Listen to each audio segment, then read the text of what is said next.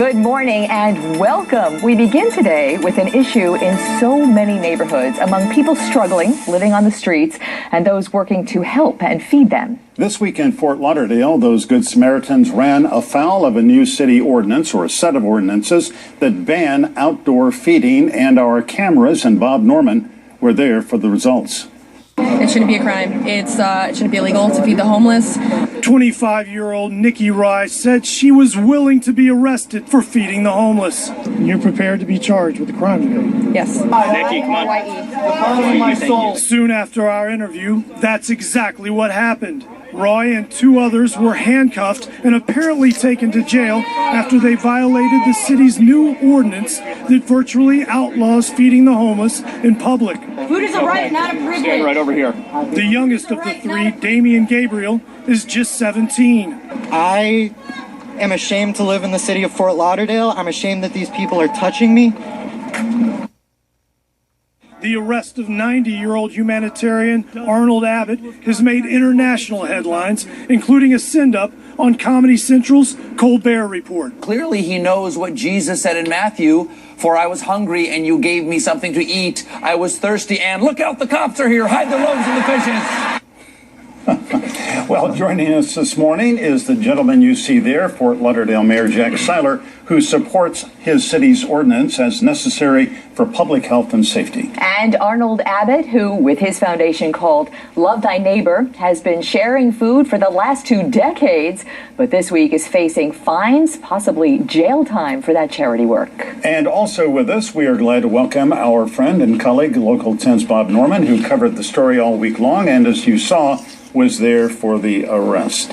Well, Good gentlemen, morning. great to see you all. Thank you for coming in. Thank you. Mayor Seiler, what is wrong with what Mr. Abbott has been doing lately and for the last almost 23 years? Well, first of all, let's make it clear. We are not banning feeding in the city of Fort Lauderdale. We haven't banned feeding the homeless in the city of Fort Lauderdale. And what Arnold is doing is actually a very kind, compassionate act. We're just simply asking him to do it in a proper location. He is an individual with a big heart, and we encourage him to continue to serve the homeless, but there are right ways to do it and there are wrong ways to do it. We're simply asking that he does it in the right location, and there are dozens proper locations in the city of Fort Lauderdale to do these feedings for the homeless.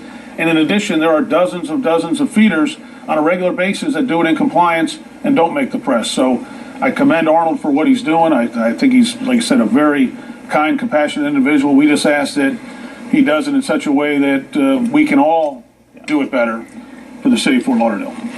Mr. Abbott, what are you doing that is not in compliance? Do you have a dispute with that?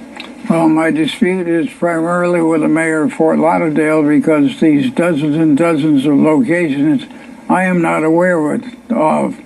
I don't know where they exist because we have tried many, many times to find indoor locations to feed the homeless, and they have not been available to us.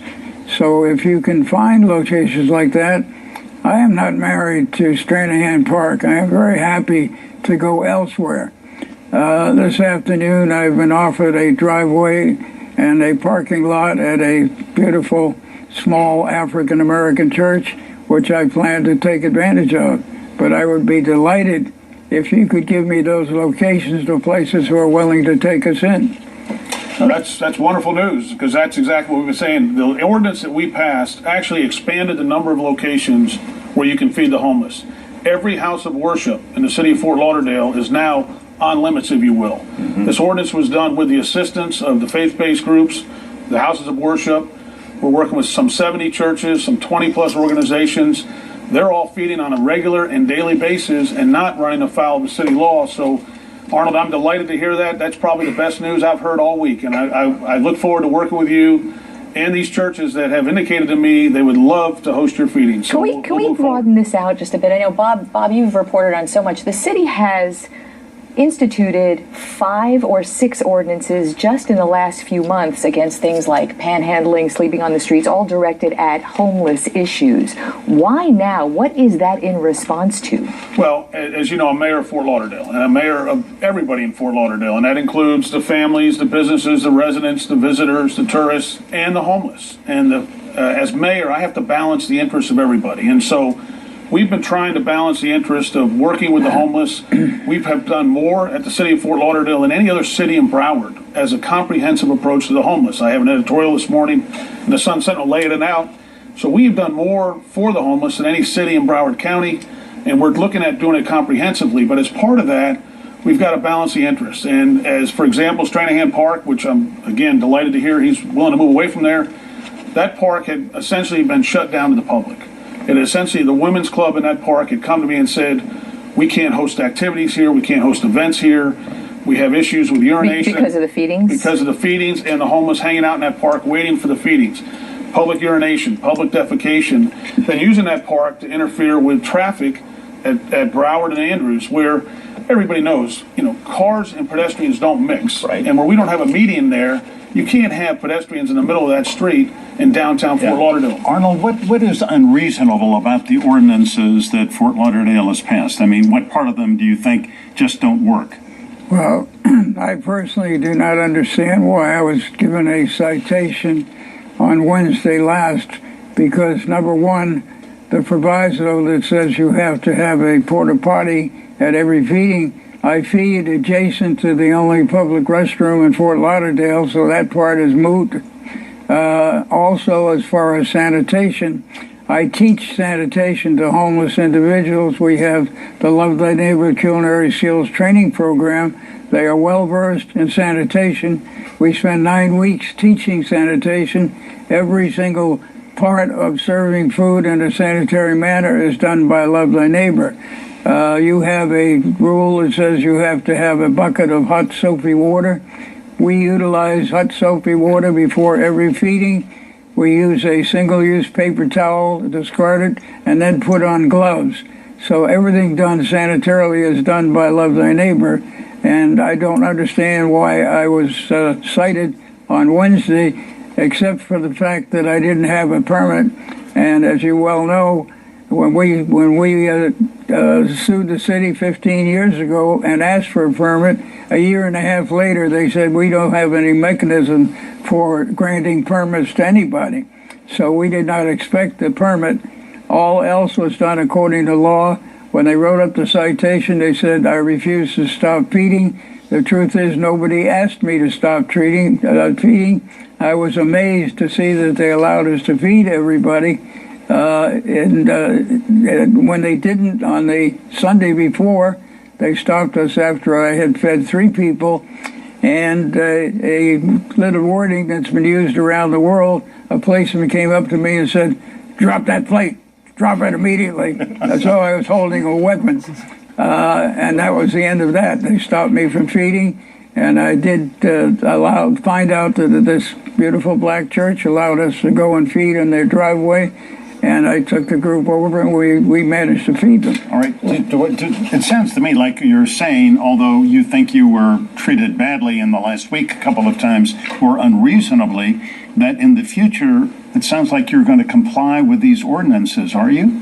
Well, as far as the beach, we feed at a place where there is a public restroom, so that's not a question.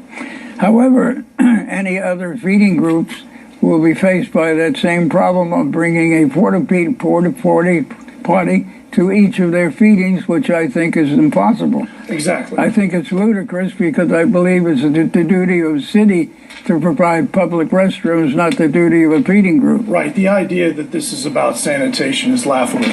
If the city really cared about sanitation for the homeless, they would provide the restrooms and they would provide the rinsing stations. Why doesn't the city provide public facilities for the homeless, Mayor? There are public facilities for the homeless at City Hall. There are public facilities around. The specific issue with public urination and public defecation, it's why we're saying arrangements need to be made. When you're dealing with quality of life issues, again, this is not my choice to go after Mr. Abbott. It's not my choice to go after any. I'd appreciate no interruptions if that's all right, if I can just finish my thoughts. Go ahead, Jack. It's not my choice to go after Mr. Abbott or my choice to do anything more than enforce the laws as the mayor of Fort Lauderdale, the laws that are set up for the public health, safety, and welfare of all, including the homeless. So we had an ordinance that we worked with the homeless advocates on, we worked with the faith-based groups on, we worked with all the homeless organizations in Broward County. We came up with a solution that we think works. everybody else complies with that solution that we think works. And I'm delighted to hear today that Arnold's wants to comply. And listen, I am. This is good news for us as a city because we're not looking for any tension. I think, like I said, if he can continue to feed, that's wonderful. That helps those in the community that are most vulnerable, most needy. And I think together with cooperation, we can do some great things. And so I'm excited about that, Arnold. And I, again, thank you for reaching out. You know, this is a very good place to take a quick break. And when we come back, I want to continue this discussion about, is this the criminalization of homelessness? And we'll talk all about that when we come right back. Stay with us. Thank you.